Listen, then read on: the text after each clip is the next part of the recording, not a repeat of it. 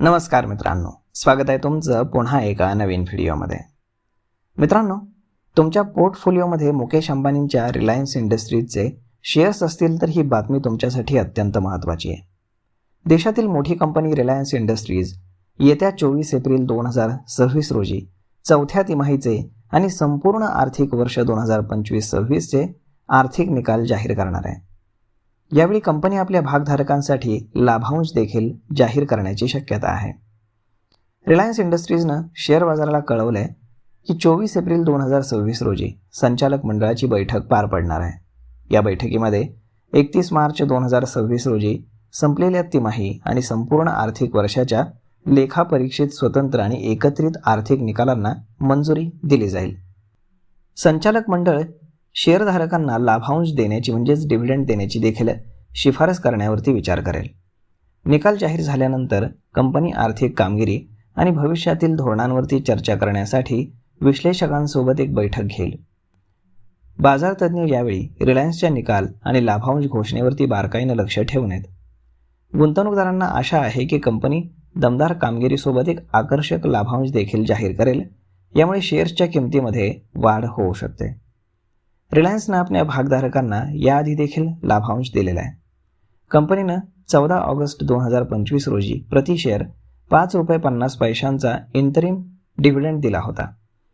19 August 2024 रोजी ₹10 तर 21 August 2023 रोजी ₹9 आणि 18 ऑगस्ट 2022 रोजी ₹8 लाभांश दिला होता. यामुळे शुक्रवारी रिलायन्स इंडस्ट्रीजचे शेअर्स 1.61% वाढून ₹1365 यावरती बंद झाले. कंपनीचं एकूण बाजार भांडवल हे 18,47,000 कोटींवरती पोहोचलं आहे. शेअरची किंमत 52 आठवड्यांमध्ये ₹1227 ते ₹1611 यांच्या दरम्यान राहिलेली आहे. वर्ष 2026मध्ये आतापर्यंत या शेअर्समध्ये 13% घसरण पाहायला मिळाली आहे. मार्चमध्ये मोतीलाल ओसवाल यांनी रिलायन्सच्या शेअर्सना खरेदीचं रेटिंग देऊन प्रति शेअर ₹1750 लक्ष्य ठेवलं होतं. तर डिसेंबर 2025च्या अखेरीस प्रवर्तकांकडे कंपनीतील 50.1% हिस्सा होता.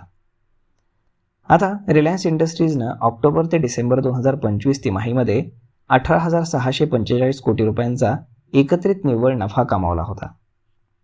मागच्या वर्षी हा नफा ₹18,540 कोटी होता. कामकाजातून मिळणारा एकत्रित महसूल म्हणजेच रेव्हेन्यू हा ₹2,69,000 कोटी होता, जो डिसेंबर 2024च्या तिमाहीतील ₹2,43,000 कोटी तुलनेमध्ये जास्त आहे. तर मग मित्रांनो, अशा पद्धतीनं रिलायन्स इंडस्ट्रीज आता त्यांचे क्वार्टरली आणि इयरली टोटल रिझल्ट डिस्क्लोज करणार आहे. तर मग पाहूयात की 24 तारखेला नक्की कंपनी कशा पद्धतीनं सगळ्या गोष्टी मांडती येते.